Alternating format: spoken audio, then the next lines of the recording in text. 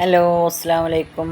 അപ്പോൾ ഇന്ന് ഞാൻ ചിക്കൻ കൊണ്ടൊരു പാലക് ചീരയൊക്കെ വെച്ചിട്ട് ഒരു ഗ്രേവി ഉണ്ടാക്കുകയാണ്. ചപ്പാത്തിക്കും ചോർക്കൊക്കെ പറ്റണം കേട്ടോ.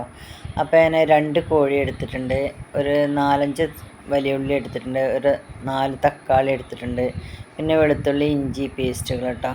അപ്പോൾ ഞാൻ ഈ ചിക്കനൊക്കെ ഒന്ന് പൊരിച്ചെടുക്കുകയാണ്.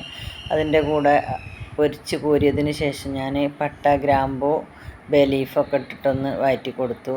പിന്നെ ഉള്ളി വഴറ്റി കൊടുത്തു കേട്ടോ, വലിയ ഉള്ളി.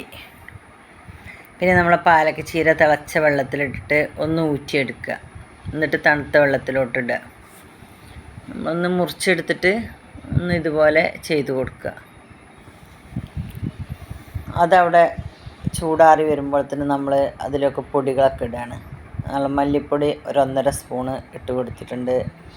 പിന്നെ കുറച്ച് എരിവുള്ള മുളകും പൊടിയാണ് അതിട്ട് കൊടുത്തിട്ടുണ്ട്. കുറച്ച് മഞ്ഞൾപ്പൊടി, കുരുമുളക് പൊടി, ഗരം മസാല എല്ലാം കൂടെ ഇട്ടിട്ട് ഒന്ന് വഴറ്റി കൊടുക്കുകയാണ്. പിന്നെ നമ്മൾ ഈ പാലക്ക് ചീരനെ നമ്മൾ തണുത്ത വെള്ളത്തിലോട്ട് ഇട്ടിട്ട്, ഐസ് വാട്ടർ ആണെങ്കിൽ അതാവും മെച്ചട്ടോ, അതിട്ട് കൊടുത്തിട്ട് നമ്മളൊന്ന് മിക്സിയിലൊന്ന് നല്ലോണം അരച്ചെടുക്കുകയാണ്. സിമ്പിളായിട്ട് ഉണ്ടാക്കുക, നല്ല ഗ്രേവിയാണ്, എല്ലാത്തിൻ്റെ കൂടെ കഴിക്കും ചെയ്യാം. അപ്പോൾ പിന്നെ ഞാൻ തക്കാളി ഇട്ട് കൊടുത്തിട്ടുണ്ട്. തക്കാളിയൊക്കെ ഒന്ന് വാടി വരുമ്പോഴത്തേന് ഞാൻ കുറച്ച് വെള്ളം, 1 കപ്പ് വെള്ളം ഒഴിച്ച് കൊടുത്തിട്ടുണ്ട്. അത് കഴിഞ്ഞ് നമ്മളെ ചിക്കനെ അതിലോട്ടിട്ട് കൊടുക്കുക. ചിക്കനൊക്കെ ഇട്ട് നല്ലോണം ഇളക്കി കൊടുക്കണം. ഗ്രേവിയൊക്കെ എല്ലായിടത്തും മിക്സ് ചെയ്തിട്ട് കൊടുക്കുക.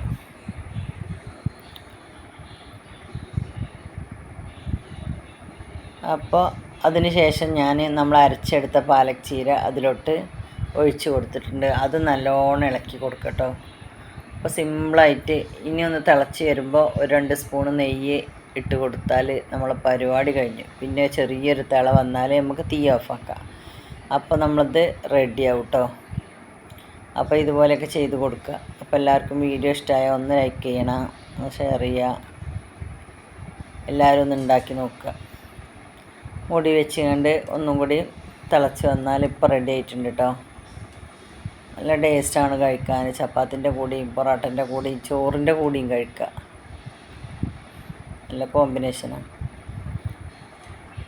അപ്പോൾ ഓക്കെ, എല്ലാവർക്കും വീഡിയോ ഇഷ്ടമായി എന്ന് വിചാരിക്കുന്നു. അസ്സലാമു അലൈക്കും.